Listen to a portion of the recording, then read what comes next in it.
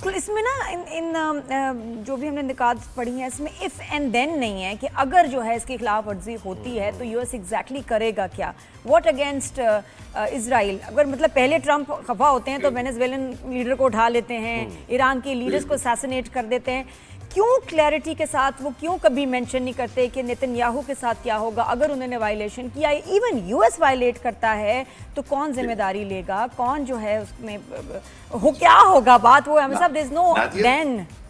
Nadia اس کے اندر جو ایک آخری جو پوائنٹ ہے نا وہ بڑا امپورٹنٹ ہے, وہ یہ ہے کہ جب معاہدے کی فائنل شکل بن جائے گی تو اس کو اقوام متحدہ کی سلامتی کونسل کی قرارداد کے ذریعے انڈورس کیا جائے گا. یعنی اس کے اندر جو کچھ ہوگا وہ اقوام متحدہ کے پلیٹ فارم کے تحت ہوگا, جس کے بعد اقوام متحدہ جو ہے بہرحال افیکٹو جتنا بھی ہے لیکن وہ اس چیز کو میک شیور کرے گا کہ تمام جو پارٹیز ہیں وہ اپنے معاہدے کی پاسداری کریں.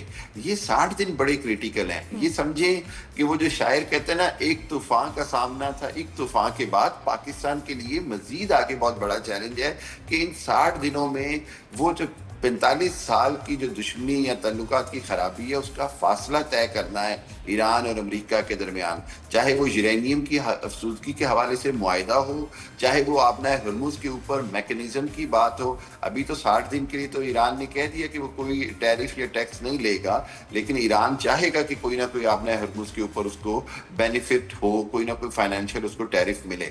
تو اس حوالے سے بہت سارے معاملات ہیں.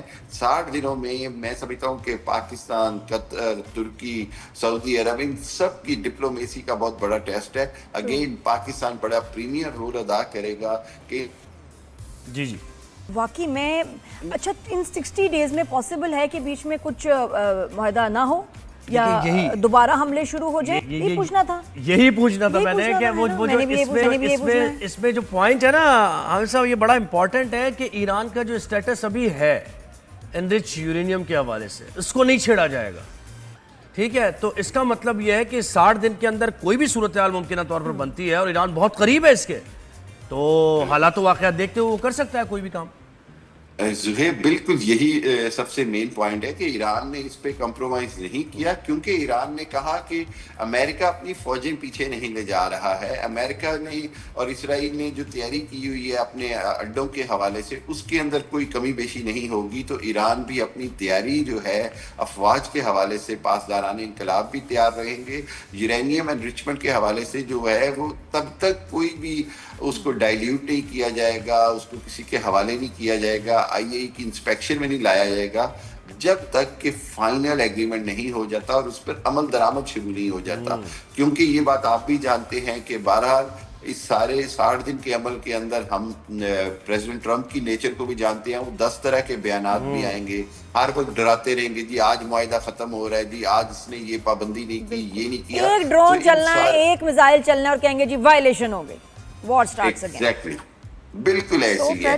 ایگزیکٹلی بالکل ان کو ایک بہانہ چاہیے ہوگا. اس لیے یہ ایک بڑی خطرناک اور نازک صورتحال بھی رہے گی جب تک مکمل امن معاہدہ نہ ہو جائے اور اس کے بعد امریکہ اپنی فوجیں پیچھے نہ لے جائے. امریکن جو فوجی آئے ہوئے ہیں, امریکہ جو اسلحہ اور جو ڈیفنس سسٹم خطے کے اندر تعینات ہے. بحری ناکہ بندی تو ختم ہو جائے گی, لیکن وہ بحری ناکہ بندی کا مطلب یہ کہ وہ گزرنے دے گا جہازوں کو, لیکن امریکن موجودگی یا پریزنس خطے میں رہے گی, خلیج فارس کے اندر ہی رہے گی, بحری بیڑے بھی وہیں رہیں گے. تو حامد صاحب اگر ہم ڈیٹ وائز چلیں, نمبر وائز چلیں, اب کیا ہونے جا رہا ہے in simple words? 30 days 60 days مطلب نمبرز ہیپننگ عام بندے کو سمجھ میں. میرا خیال ہے کہ سب سے پہلے جو چیز ہے وہ ہے اپنا جو یورینیم ہے اس کے حوالے سے ٹیکنیکل جو ہے وہ ڈسکشنز ہوں گی کہ وہ کس طرح ایران جو ہے وہ اس کو ڈائلیوٹ کر کے 60% سے نیچے 5% تک لے جائے گا, اور وہ کس انداز میں آئی اے ای اے کے انسپیکٹرز کے زیر نگرانی ہوگا,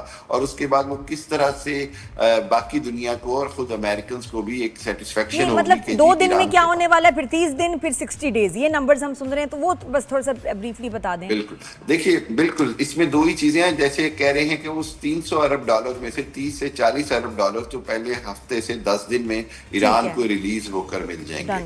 دوسری بات یہ ہے کہ پیرلل جو ہے وہ ایران کے اوپر جو پابندیاں ہیں جب وہ ہٹ جائیں گی تو ایران اپنی تیل کی سپلائی شروع کر دے گا. آپ نئے ہرمز کے کھلتے ہی آج سے یا کل سے وہاں سے بحری جہاز جانے شروع ہو جائیں گے. فوڈ کی جو سپلائی چین ہے وہ بحال ہو جائے گی کیونکہ دونوں طرف سے آپ نئے ہرمز کھل جائے گی. اور آخری جو مہینہ ہے یا آخری جو 4 سے 6 ہفتے ہیں اس کے اندر صرف اسی کے اوپر کام ہوگا کہ کس انداز میں مستقبل میں جنگ سے بچا جائے. اور پاکستان کے کردار پر تھوڑی سی اور بات کیجیے عامر صاحب. ایز اے میڈیٹر اب تو باقاعدہ طور پر آفیشلی ہم نے اس پر دستخط بھی کر دیے ہیں. وزیر اعظم میاں محمد شہباز شریف نے اعلان بھی کیا ہے. پہلے ہم فیسیلیٹیٹر تھے لیکن یہ کہ اب میڈیشن کا کردار ادا کریں تو بہت بھاری ذمہ داری ہمارے کاندھوں پر بھی یہ ہے کہ ڈیل فائنلائز بھی ہو. اور اس خطے جی اس سے متعلق بتائیے. پوری دنیا تعریف کر رہی ہے ہماری, اس پر بھی ذرا. بے شک بالکل. دیکھیے آج پوری دنیا کی جتنی بھی ہیڈ لائنز ہیں وہ پاکستان کو کریڈٹ کے ساتھ شروع ہو رہی ہیں. جہاں وہ یہ خبر سنا رہی ہیں کہ U S A Iran agreement sign ہو گیا ہے, MOU جو ہے میمورنڈم, وہاں پر یہ بھی بات ساتھ ساتھ ہو رہی ہے کہ پاکستان کا جو اہم ترین کردار ہے پرائم منسٹر کا اور فیلڈ مارشل کا, یہ سب اس کی وجہ سے ممکن ہوا. اور اس کے اندر بڑے مشکل موڑ بھی آئے. کئی بار ایسے لگا کہ معاملات جو ہیں وہ بالکل خاتمے کی طرف چلے گئے ہیں اور ایک بہت بڑی جنگ جو ہے وہ دوبارہ شروع ہونے والی ہے. کئی جگہ پر ایسے لگا کہ کوشش کی کہ خدا نہ خواستہ سعودی عرب کو اس میں گھسیٹ کر ایران اور سعودی عرب کی جنگ نہ کروا دی جائے. پاکستان نے جو دوسرا سب سے بڑا اہم کام کیا, میں بار بار کہتا ہوں, وہ یہ کہ مسلمان ممالک کو آپس میں لڑنے سے روکا اور ان کو یہ سمجھایا کہ اس سب کا جو فائدہ ہے وہ اسرائیل کو ہوگا. اور اس کا بنیادی طور پر اسرائیل کا مقصد ہی یہ ہے کہ کسی بھی طرح سعودی عرب یا مسلمان ممالک آپس میں ایران کے ساتھ لڑ پڑے اور پھر امریکہ اور اسرائیل بیٹھ کر تماشا دیکھیں گے. سو یہ وہ کارنامے ہیں جو میں سمجھتا ہوں کہ آئندہ دہائیوں تک بلکہ ہمیشہ